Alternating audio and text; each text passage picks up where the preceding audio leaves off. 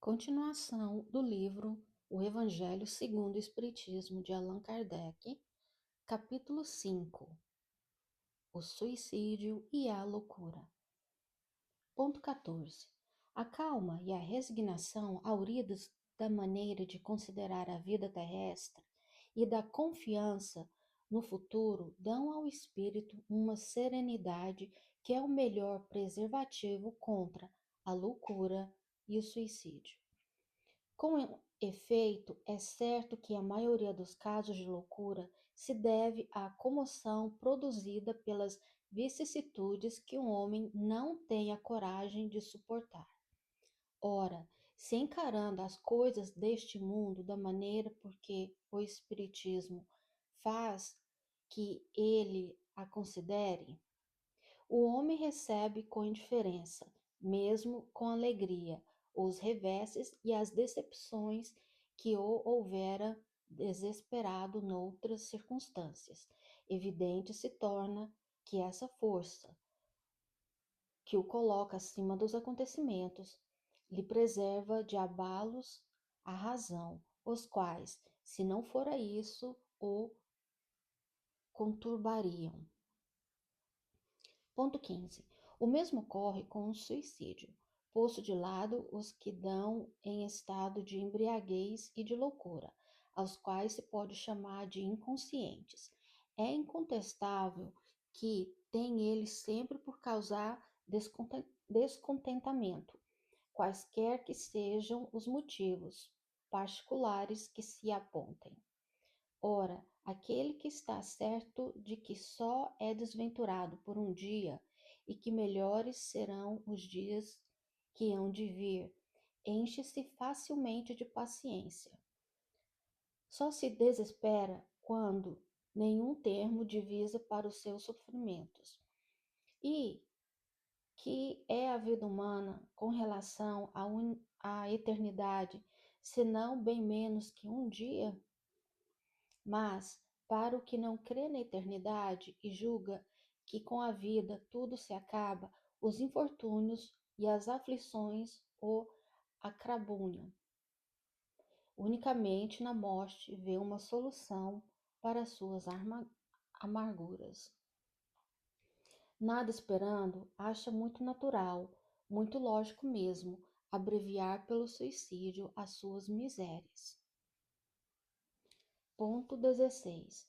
A incredulidade, a simples dúvida sobre o futuro, as ideias materialistas, numa palavra, são os motivos incitantes ao suicídio, ocasionam a covardia moral.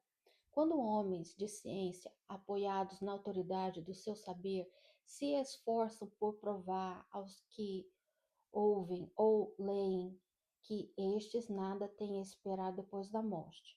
Não estão, de fato, levando a conduzir que, se são desgraçados, melhor coisa não lhes resta senão se matarem?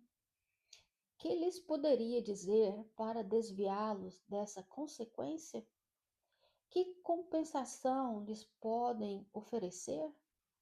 Que esperança lhes podem dar? Nenhuma, a não ser o nada. Daí se deve concluir que, se o nada é o único remédio heróico, a única perspectiva, mais vale buscá-lo imediatamente e não mais tarde, para sofrer por menos tempo. A propagação das doutrinas materialistas é, pois, o veneno que inocula a ideia do suicídio na maioria dos que suicidam, e os que se constituem apóstolos de semelhantes doutrinas assumem tremenda responsabilidade. Com o Espiritismo, tornado impossível a dúvida, muda o aspecto da vida.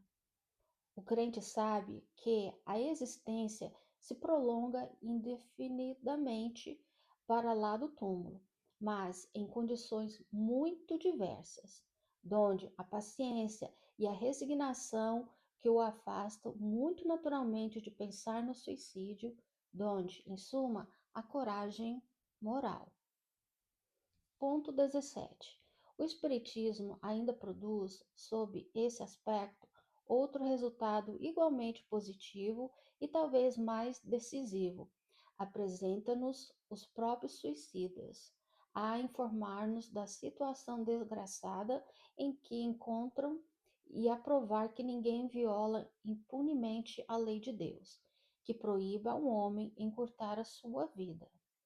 Entre os suicidas, alguns há cujos sofrimentos, nem por serem temporários e não eternos, não são menos terríveis e de natureza a fazer refletir os que, porventura, pensam em daqui sair, antes que Deus o haja ordenado. O espírita tem, assim, vários motivos a contrapor à ideia do suicídio. A certeza de uma vida futura, em que, sabe-o, ele será tanto mais ditoso quanto mais inditoso e resignado haja sido na terra.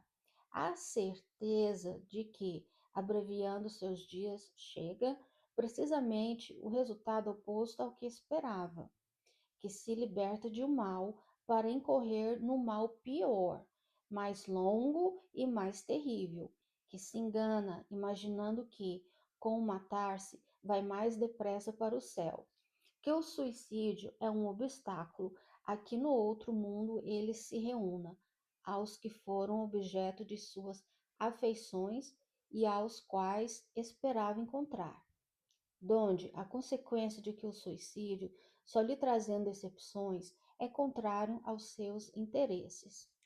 Por isso mesmo, considerável já é o número dos que têm sido, pelo Espiritismo, obstados de suicidar-se, podendo aí concluir que, quando todos os homens forem espíritas, deixará de haver suicídios conscientes, comparando-se então os resultados que a doutrina materialista produzem com os que decorrem da doutrina espírita. Somente do ponto de vista do suicídio, forçoso será reconhecer que, enquanto a lógica das primeiras a ele conduz e da outra o evita, fato que a experiência confirma. Instruções dos Espíritos: bem e mal sofrer. Ponto 18. Quando o Cristo disse: Bem-aventurado os aflitos, o reino dos céus lhes pertence, não se referia de modo geral aos que sofrem, visto que sofrem todos os que se encontram na terra, quer ocupem tronos, quer jazam sobre a palha.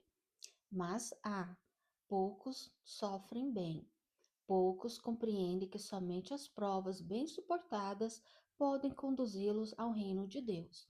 O desânimo é uma falta. Deus vos recusa consolações, desde que vos falte coragem.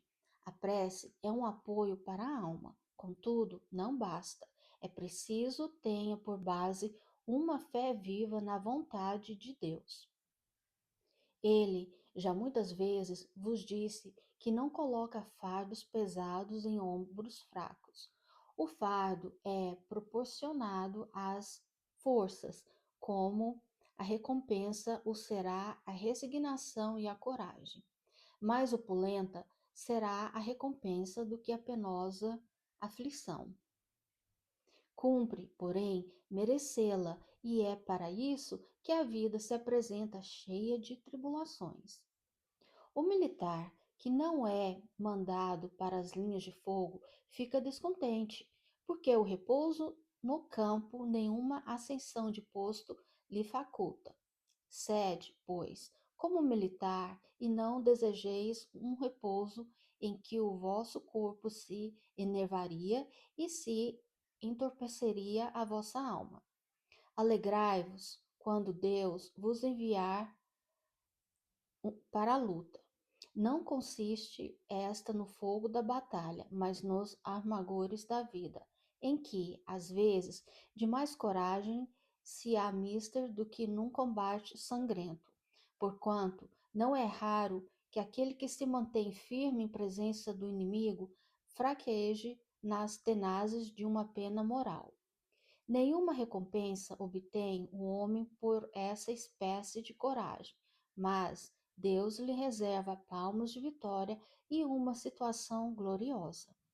Quando vos advenha uma causa de sofrimento ou de contrariedade, sobreponde-vos a ela, e quando houverdes conseguido dominar os ímpetos da impaciência, da cólera ou do desespero, dizei de vós para convosco, cheio de justa satisfação: fui o mais forte. Bem-aventurados os aflitos.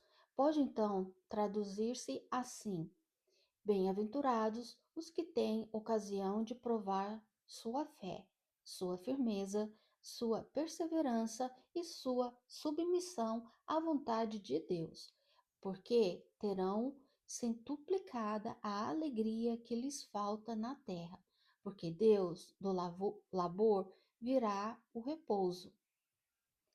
L'acordare, abre parêntese, Havre em 1863, fecha parêntese. O mal e o remédio. Ponto 19. Será a terra um lugar de gozo, um paraíso de delícias? Já não ressoa mais aos vossos ouvidos a voz do profeta? Não proclamou ele que haveria prantos e ranger de dentes para os que nascerem nesse vale de dores? Esperai, pois, todos vós que aí viveis, causticantes lágrimas, e amargo sofrer, e, por mais agudas e profundas sejam as vossas dores, volvei o olhar para o céu e bendizei o Senhor, por ter querido experimentar-vos, ó homens. Dar-se-á, não reconheçais o poder do vosso Senhor, senão quando ele vos haja curado as chagas do corpo e coroado de beatude a ventura dos vossos dias? Dar-se-á, não reconheçais o seu amor, senão quando vos tenha adornado o corpo de todas as glórias e lhe haja restituído o brilho e a brancura? Imitai aquele que vos foi dado para exemplo, tendo chegado ao último grau da abjeção e da miséria, deitado sobre uma estrumeira. Disse ele, Jó, a Deus: Senhor, conheci todos os deleites da opulência e me reduzistes à mais absoluta miséria. Obrigado, obrigado, meu Deus, por haverdes querido experimentar o vosso servo. Até quando os vossos olhares se deterão nos horizontes que a morte limita? Quando, afinal, vossa alma se decidirá a lançar para além dos limites de um túmulo? Houvesses de chorar e sofrer a vida inteira. Que seria isso, a par da eterna glória reservada ao que se tenha sofrido a prova com fé, amor e resignação? Buscai consolações para os vossos males no porvir que Deus vos prepara e procurai-lhe a causa no passado. E vós, que mais sofreis, considerai-vos os afortunados da terra. Como desencarnados, quando pairáveis no espaço, escolhestes as vossas provas, julgando-vos bastante fortes para as suportar. Por que agora murmurar? Vós, que pedistes a riqueza e a glória, quereis sustentar luta com a tentação e vencê-la.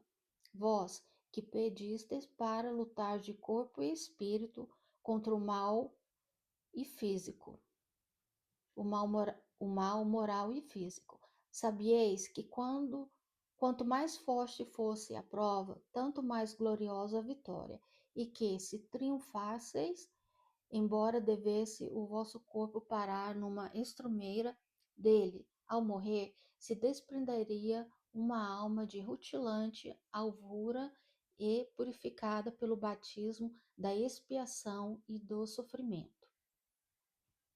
Que remédio, então, prescrever aos atacados de obsessões cruéis e de cruciantes males? Só um é infalível: a fé, o apelo ao céu. Se na maior acerbidade dos vossos sofrimentos entoardes hinos ao Senhor, o anjo à vossa cabeceira, com a mão vos apontará o sinal da salvação e o lugar que um dia ocupareis. A fé é o remédio seguro do sofrimento. Mostra sempre os horizontes do infinito, diante dos quais se esvaem os poucos dias brumosos do presente. Não nos pergunteis, portanto, qual remédio para curar tal úlcera ou tal chaga, para tal tentação ou tal prova. Lembrai-vos de que aqueles que crê é forte pelo remédio da fé, e que aquele que duvida um instante da sua eficiência é imediatamente punido, porque logo sente as pungitivas angústias da aflição. O Senhor apôs o seu selo em todos os que nele creem. O Cristo vos disse que com a fé se transportam montanhas, e eu vos digo que aquele que sofre e tem fé, por amparo ficará sobre a égide e não mais sofrerá. Os momentos das mais fortes dores lhe serão as primeiras gotas alegres da eternidade. Sua alma se desprenderá de tal maneira do corpo que, enquanto ele se estorcer em convulsões, ela planará nas regiões celestes, entoando com os anjos hinos de reconhecimento e de glória do Senhor. Ditosos os que sofrem e choram. Alegres estejam suas almas, porque Deus as cumulará de bem-aventuranças. Santo Agostinho, abre parêntese, Paris, em 1863, fecha parêntese. A felicidade não é deste mundo. Item 20. Não sou feliz.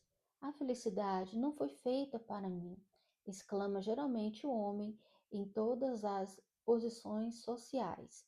Isso, meus caros filhos, prova melhor do que todos os raciocínios possíveis. A verdade está próxima do Eclesiastes. Abre aspas. A felicidade não é deste mundo. Fecha aspas. Com efeito, nem a riqueza, nem o poder, nem mesmo a flórida juventude são condições essenciais à felicidade. Digo mais, nem mesmo reunidas essas três condições tão desejadas, porquanto incessantemente se ouvem, no seio das classes mais privilegiadas, pessoas de todas as idades se queixarem amargamente da situação em que se encontram. Diante de tal fato, é inconcebível que as classes laboriosas e militantes invejem com tanta ânsia a posição das que parecem favorecidas da fortuna. Neste mundo, por mais que faça, cada um tem a sua parte de labor e de miséria, sua cota de sofrimentos e de decepções, donde facilmente se chega à conclusão de que a terra é lugar de provas e de expiações. Assim, pois, os que pregam que ela é a única morada do homem e que somente nela e numa só existência é que lhe cumpre alcançar o mais alto grau das felicidades que a sua natureza comporta. Iludem-se e enganam os que os escutam, visto que demonstrado está por experiência arquissecular que só excepcionalmente este globo apresenta as condições necessárias à completa felicidade do indivíduo. Em tese geral, pode afirmar-se que a felicidade é uma utopia e cuja conquista as gerações se lançam sucessivamente, sem jamais lograrem alcançá-la. Se um homem ajuizado é uma raridade neste mundo, o homem absolutamente feliz jamais foi encontrado. O que consiste a felicidade na terra é coisa tão efêmera para aquele que não tem a guiá-lo à ponderação, que, por um ano, um mês, uma semana de satisfação completa, todo o resto da existência é uma série de amarguras e decepções. E notai, meus caros filhos, que falo dos aventurosos da terra, dos que são invejados pela multidão. Consequentemente, se a morada terrena são peculiares as provas e a expiação, forçoso é que se admita que, algures, moradas a mais favorecidas, onde o espírito, conquanto aprisionado ainda numa carne material, possui em toda a sua plenitude os gozos inerentes à vida humana. Tal a razão porque Deus semeou no vosso turbilhão esses belos planetas superiores para os quais os vossos esforços e as suas tendências vos farão gravitar um dia, quando vos achardes suficientemente purificados e aperfeiçoados. Todavia, não deduzais das minhas palavras que a terra esteja destinada para sempre a ser uma penitenciária. Não, certamente. Dos progressos já realizados, podeis facilmente deduzir os progressos futuros e dos melhoramentos sociais conseguidos, novos e mais fecundos melhoramentos. Essa a tarefa imensa cuja execução cabe à nova doutrina que os Espíritos vos revelam. Assim, pois, meus queridos filhos, que uma santa emulação vos anime e que cada um de vós se despoje do homem velho. Deveis todos consagrar a propagação desse espiritismo, que já se deu começo à vossa própria regeneração. Correi-vos o dever de fazer que os vossos irmãos participem dos raios da sagrada luz. Mãos, portanto, à obra, meus muito queridos filhos, que nesta reunião solene todos os vossos corações aspirem a esse grandioso objetivo de preparar para gerações por vindouras, no mundo no qual já não seja vã a palavra felicidade. François Nicolas Madeleine, Cardeal Morlot, abre aspas, abre parênteses, Paris, em 1863, fecha parênteses. Perda de pessoas amadas, mortes prematuras. Ponto 21. Quando a morte ceifa nas vossas famílias, arrebatando sem restrições os mais moços antes dos velhos, costumais dizer: Deus não é justo, pois sacrifica um que está forte e tem grande futuro, e conserva os que já viveram longos anos, cheios de decepções. Pois leva os que são úteis e deixa os que para nada mais servem, pois despedaça o coração de uma mãe, privando-a da inocente criatura que era toda sua alegria. Humanos, é nesse ponto que precisais elevar-vos acima do terra à terra da vida, para compreenderdes que o bem, muitas vezes, está onde julgais ver o mal. A sábia previdência pode, pensais, divisar a cega fatalidade do destino. Porque haveis de avaliar a justiça divina pela vossa? Podeis supor que o Senhor dos mundos se aplique, por mero capricho, a vos infligir penas cruéis? Nada se faz sem um fim inteligente, e, seja o que for que aconteça, tudo tem a sua razão de ser. Se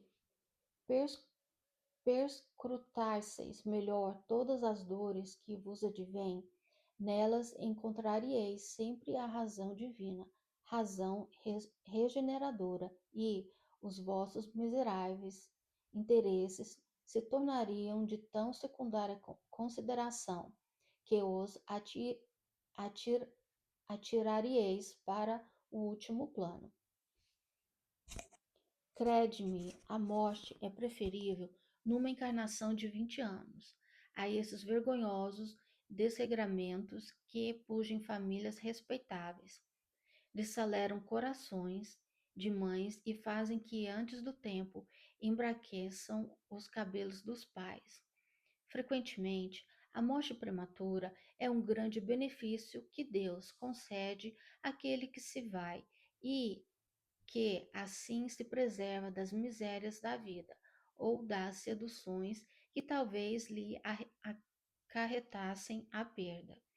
Não é vítima da fatalidade aquele que morre na flor dos anos.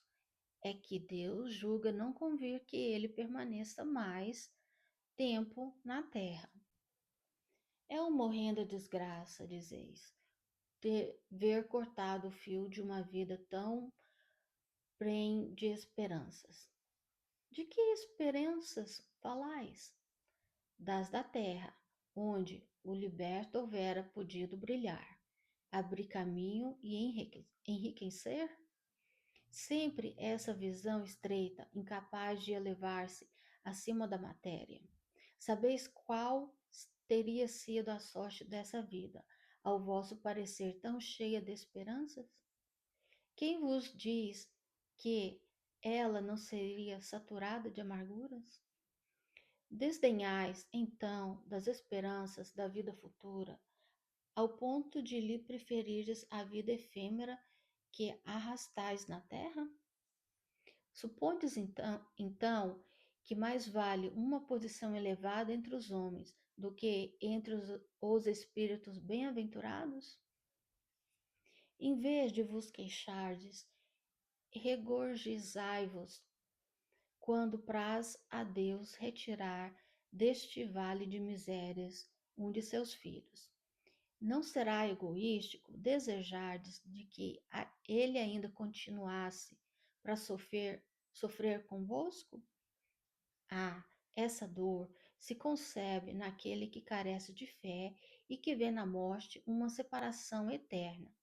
Vós, espíritas, porém, sabeis que a alma vive melhor quando desembaraçada do seu invólucro corpóreo.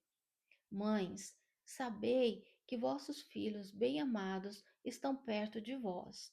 Sim, estão muito perto. Seus corpos fluídicos vos envolvem, seus pensamentos vos protegem.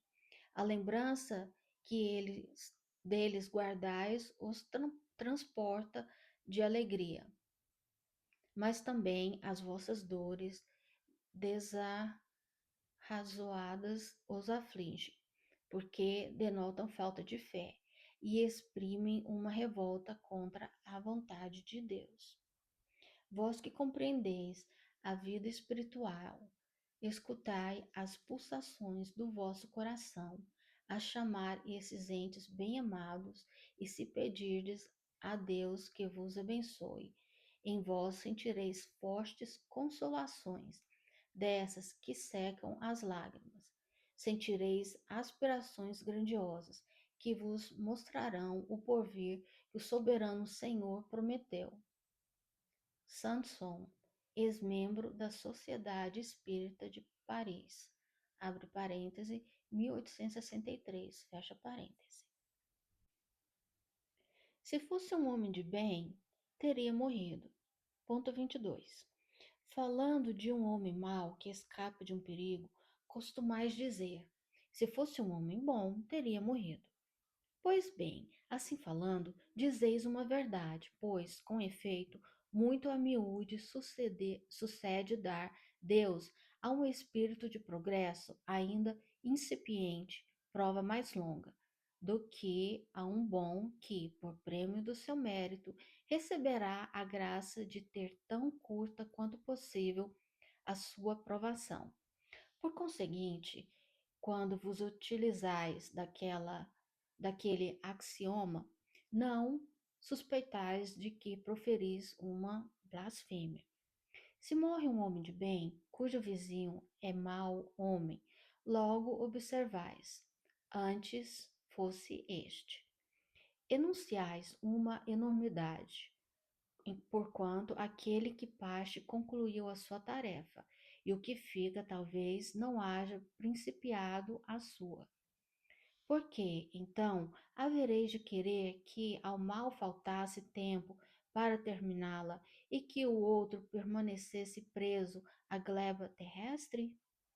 Que direis se um prisioneiro que cumpriu a sua sentença contra ele pronunciada fosse conservado no cárcere, ao mesmo tempo que restituíssem a liberdade um que a esta não tivesse direito?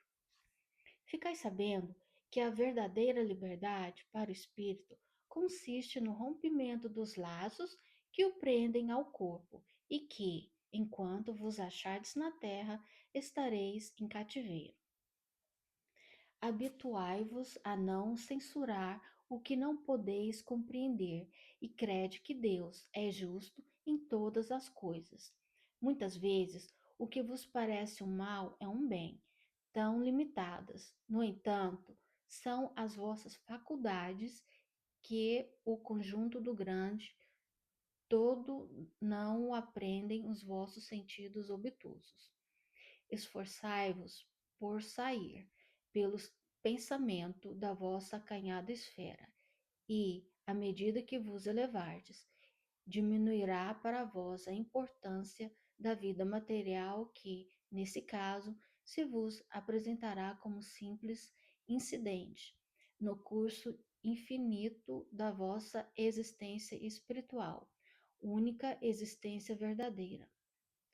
Fenelon, abre parêntese, Sens, em 1861, fecha parêntese. Os tormentos voluntários. Ponto 23.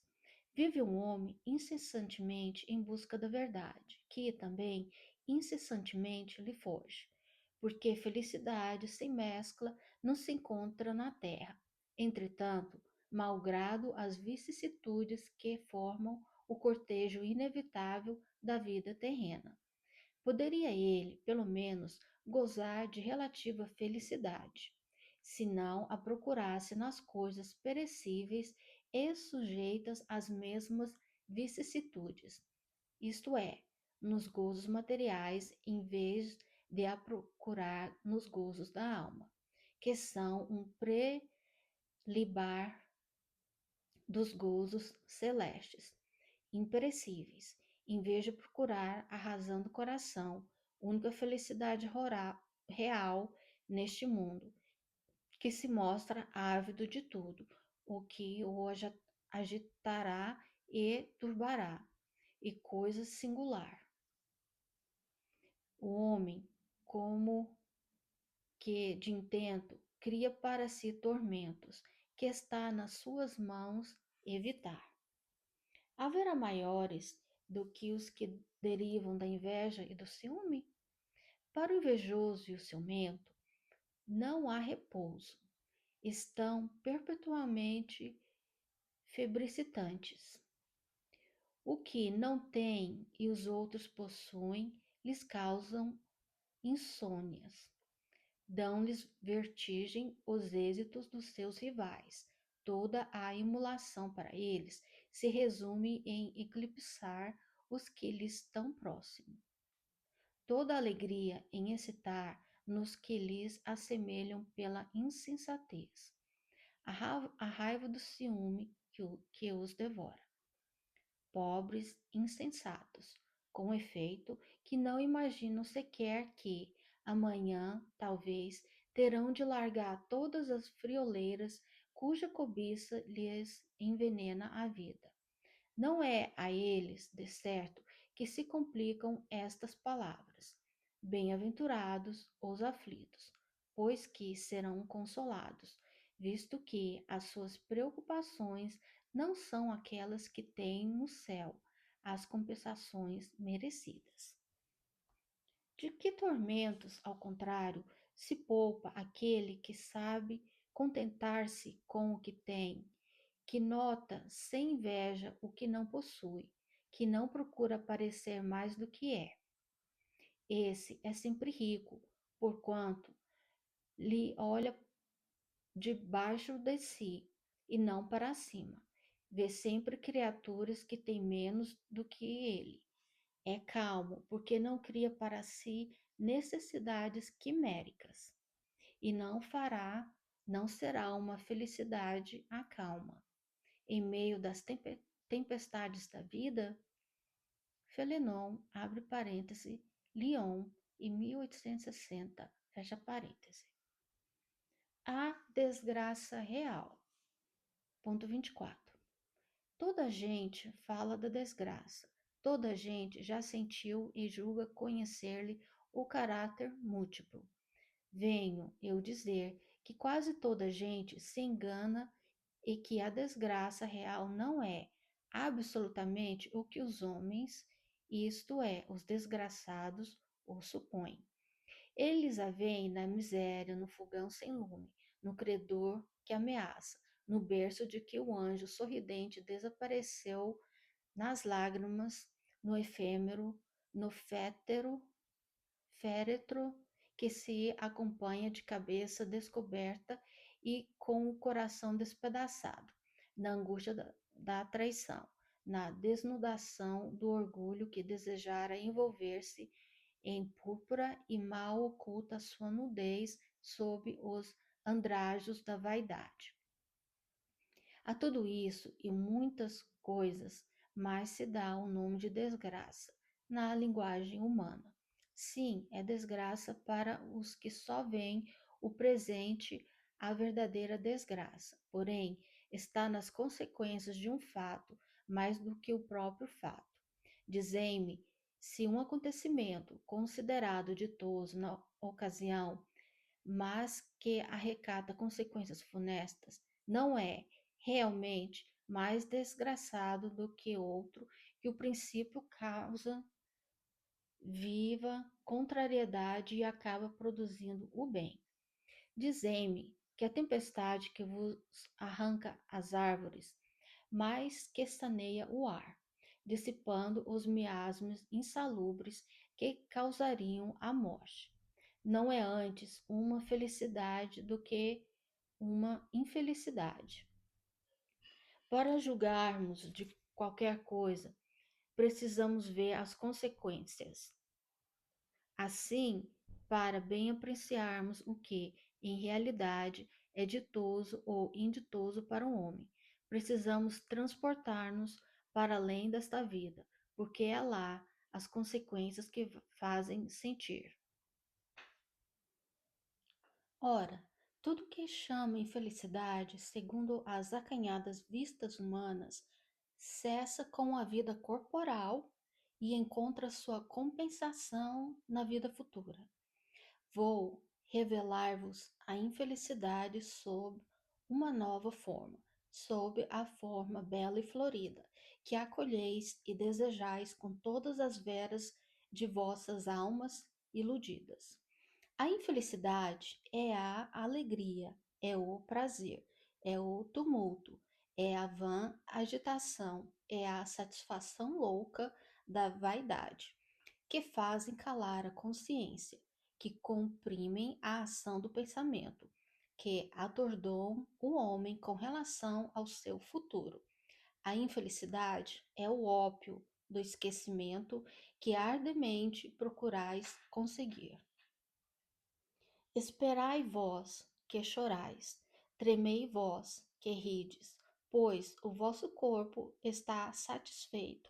A Deus não se engana, não se foge o destino, e as provações credoras, mais impiedosas do que a matilha que a miséria desencadeia, vos espreitam o repouso ilusório para vos imergir de súbito na agonia da verdadeira infelicidade, daquela que surpreende a alma amolentada pela indiferença e pelo egoísmo. Que, pois, o Espiritismo vos esclareça e recoloque, para vós sob verdadeiros prismas, a verdade e o erro, tão singularmente deformados pela vossa cegueira. Agireis então como bravos soldados que, longe de fugirem ao perigo, preferem as lutas dos combates arriscados à paz, que lhes não pode dar glória, nem promoção. Que importa ao soldado perder na refrega armas, bagagens e uniforme, desde que saia vencedor e com glória? Que importa ao que tem fé no futuro deixar no campo de batalha da vida a riqueza e o manto de carne, contanto que sua alma entre gloriosa no reino celeste? Delfina de Girardin, abre parênteses, Paris, em 1861, fecha parênteses. A melancolia. Ponto 25. Sabeis por que, às vezes, uma vaga tristeza se apodera dos vossos corações e vos leva a considerar amarga a vida? É que o espírito, aspirando à felicidade e à liberdade, se esgota jungido ao corpo que lhe serve de prisão, em vão esforços para dele sair. Reconhecendo inúteis esses esforços, cai no desânimo e, como o corpo lhe sofre influência, toma-vos a lassidão, o abatimento, uma espécie de apatia, e vos julgais infelizes. Crede-me, resisti com energia a essas impressões que vos enfraquecem a vontade. São inatas no espírito de todos os homens as aspirações por uma vida melhor, mas não as busqueis neste mundo. E agora, quando Deus vos envia os espíritos que lhe pertencem para vós instruírem acerca da felicidade que ele vos reserva, aguardai pacientemente o anjo da libertação para vos ajudar a romper os liames que vos mantêm cativo o espírito. Lembrai-vos de que, durante o vosso degredo na terra, tendes de desempenhar uma missão de que não suspeitais, quer dedicando vós à vossa família, quer cumprindo as diversas obrigações que Deus vos confiou. Se, no curso desse degredo provação, exonerando-vos dos vossos encargos, sobre vós desabarem os cuidados, as inquietações e tribulações, sede fortes e corajosos para o suportar. Afrontai-os resolutos. Duram pouco e vos conduzirão à companhia dos amigos por quem mais chorais, e que, jubilosos por ver-vos de novo entre eles, vos estenderão os braços, a fim de guiar-vos a uma região inacessível às aflições da terra. François de Genève, abre parênteses, Bordeaux, fecha parênteses. Provas voluntárias. O verdadeiro cilício. Ponto 26. Perguntais se é lícito a um homem abrandar suas próprias provas. Essa questão equivale a esta outra. É lícito aquele que se afoga cuidar de salvar-se? Aquele em que um espinho entrou, retirá-lo? Ao que está doente, chamar o médico? As provas têm por fim exercitar a inteligência, tanto quanto a paciência e a resignação.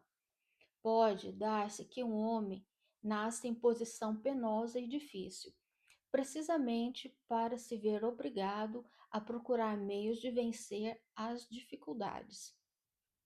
O mérito consiste em sofrer sem murmurar as consequências dos males que não seja possível evitar, em perseverar na luta, em se não desesperar.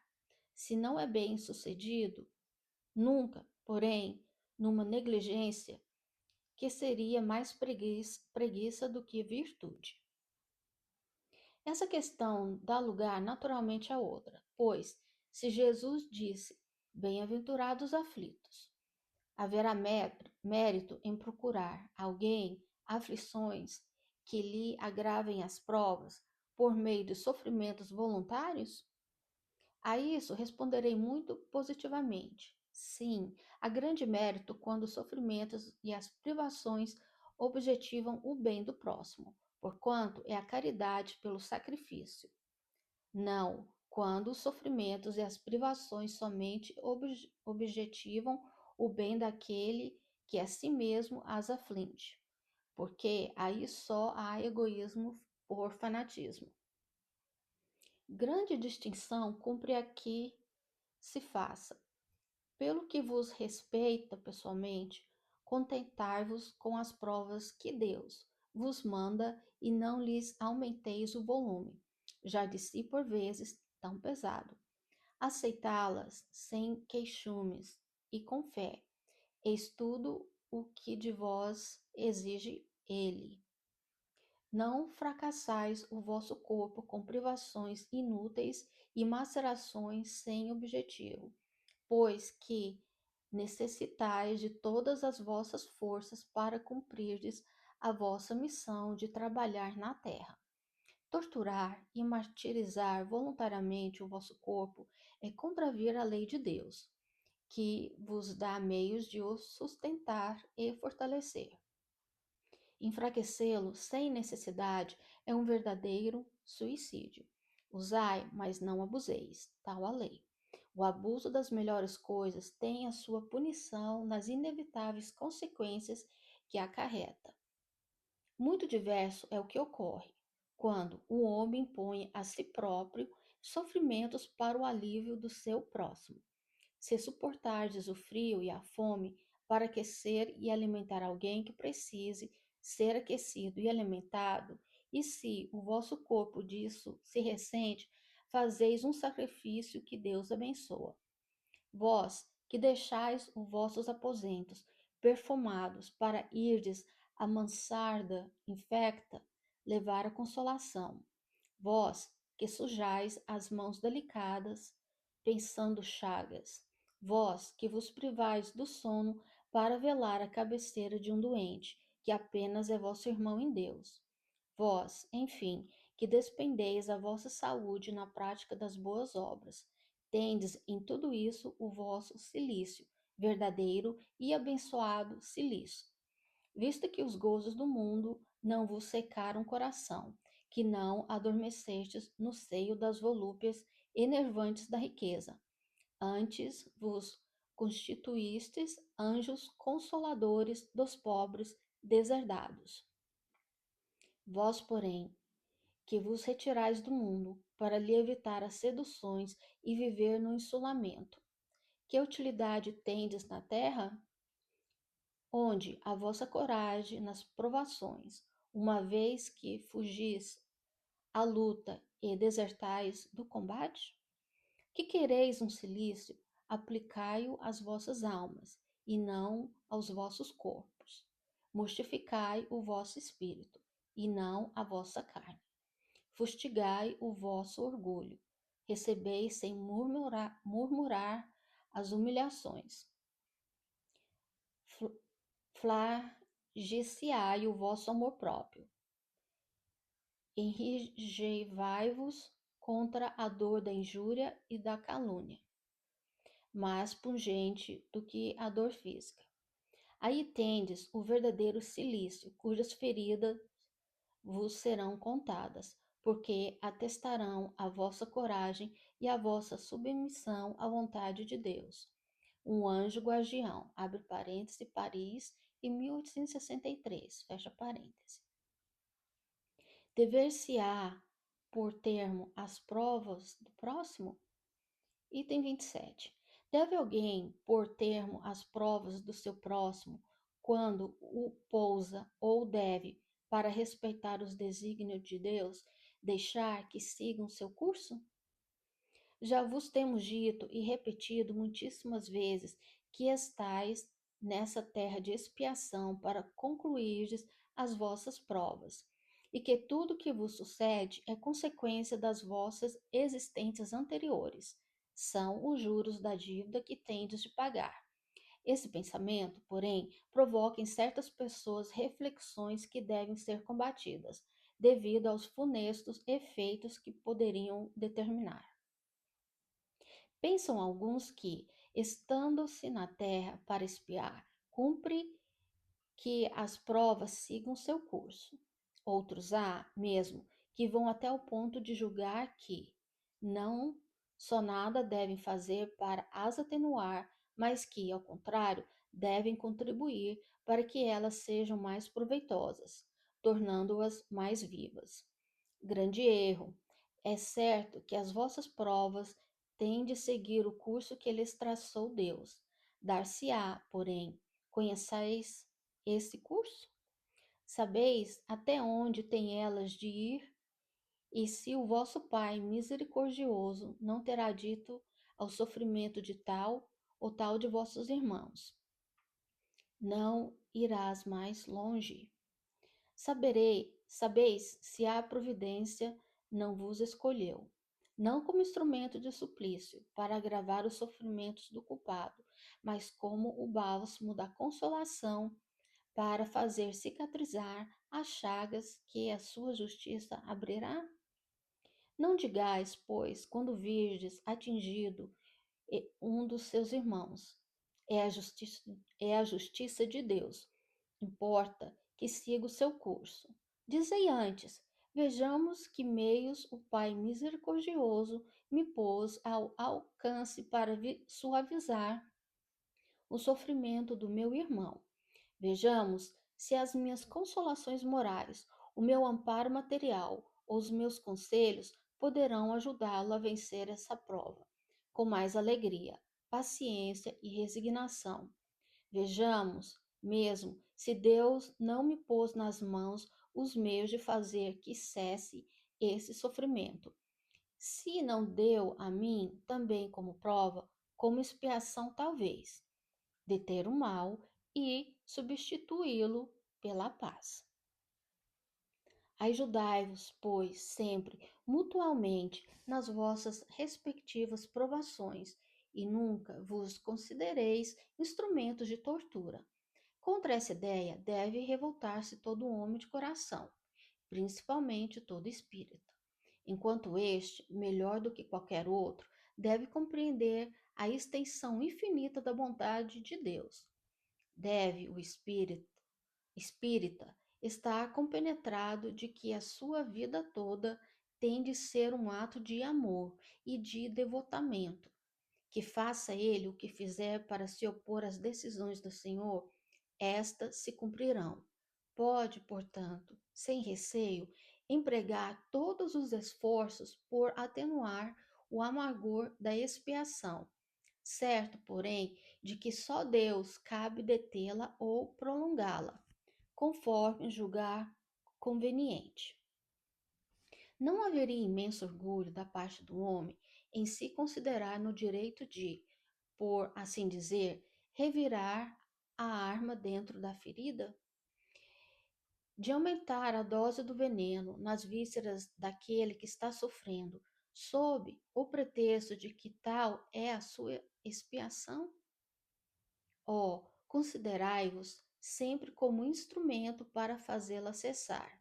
Resumindo, todos estais na terra para expiar, mas todos, sem exceção, deveis esforçar-vos para abrandar a expiação dos vossos semelhantes, de acordo com a lei de amor e caridade. Bernardino, Espírito Protetor, abre parêntese, Bordeaux, em 1863, fecha parêntese. Será lícito abreviar a vida de um doente que sofra sem esperança de cura? Ponto 28. O homem está agonizante, presa de cruéis sofrimentos. Sabe-se que seu estado é desesperador. Será lícito pouparem-lhe alguns instantes de angústias, apressando-lhe-se o fim?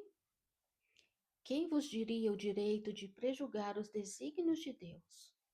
Não pode ele conduzir o homem até a borda do fosso, mas daí o retirar, a fim de fazê-lo voltar a si e alimentar ideias diversas das que tinha? Ainda que haja chegado ao último extremo o moribundo, ninguém pode afirmar com segurança que haja soado a hora derradeira. A ciência não se terá enganado nunca em suas previsões? Bem, sei bem haver casos que se podem, com razão, considerar desesperadores, mas, se não há nenhuma esperança fundada de um regresso definitivo à vida e à saúde, existe a possibilidade, atestada por inúmeros exemplos, de o doente, no momento mesmo de exalar o último suspiro, reanimar-se e cobrar por alguns instantes as faculdades. Pois bem, essa hora de graça que lhe é concedida pode ser-lhe de grande importância. Desconheceis as reflexões que seu espírito poderá fazer nas convulsões de agonia, e quantos tormentos lhe pode poupar em relâmpago de arrependimento. O materialista, que apenas vê o corpo e em nenhuma conta tem a alma, é inapto a compreender essas coisas. O espírita, porém, que já sabe o que se passa no além-túmulo, conhece o valor de um último pensamento.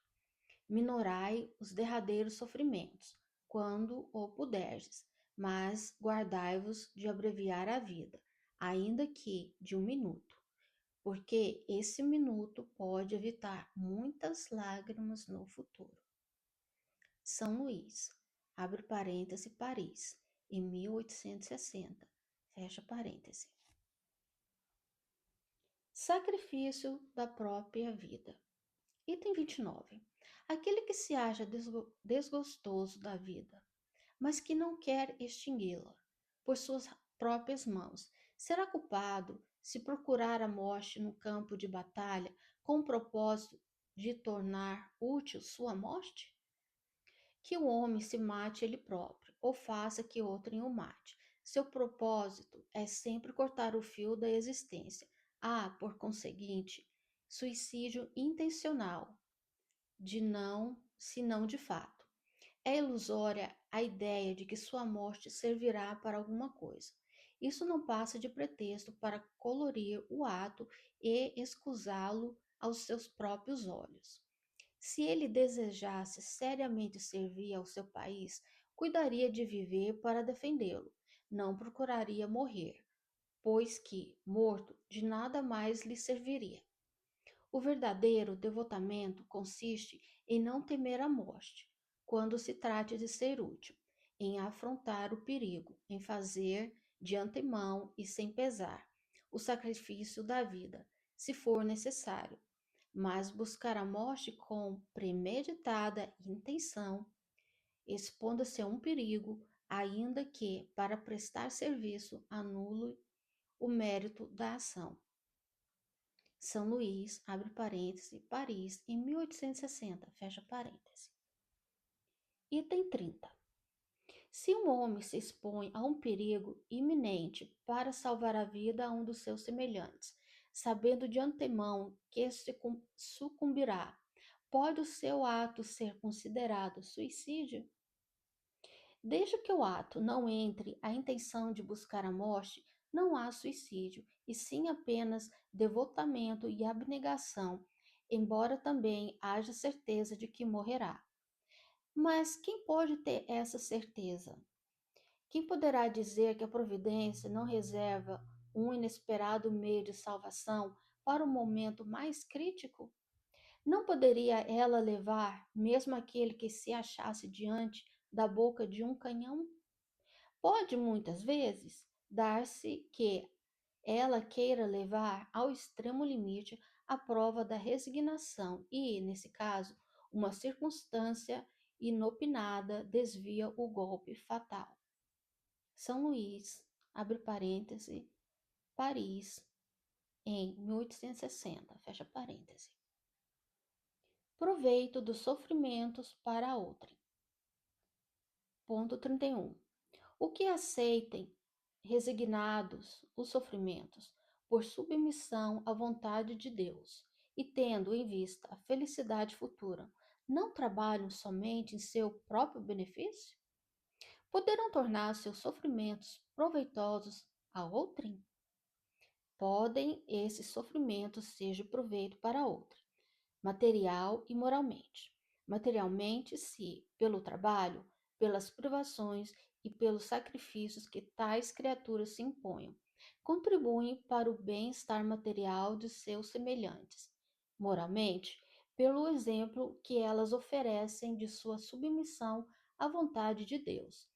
Esse exemplo do poder da fé espírita pode induzir os desgraçados à resignação e salvá-los do desespero e de suas consequências funestas para o futuro. São Luís, abre parêntese, Paris, em 1860, fecha parêntese.